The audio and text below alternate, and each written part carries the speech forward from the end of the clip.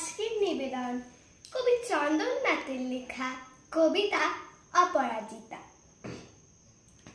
জানো মা, আমি না কবিতা লিখেছি, তোমরা পড়বে কি তা? মার কাছে এসে খাতা মেরে ধরে ছোট্ট অপরাজিতা।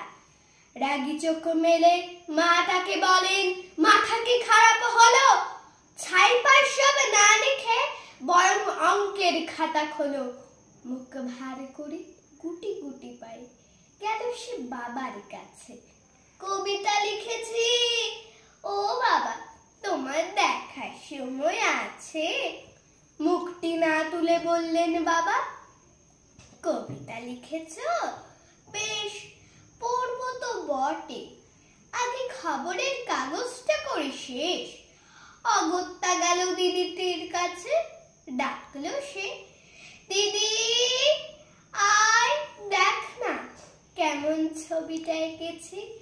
ছোট্ট এ কবিতায় দিদির দু চোখে টিভি পর্দার ঝলমলে রোশনাই। বলল, কবিতা তুই লিখেছিস? কবিতা মা, ওটা ছাড়। অপরাজিতার চোখ ছলো ছলো, বুকে কান্নার ঢেউ। তার লেখা এই প্রথম কবিতা দেখিল না পড়ে কেউ।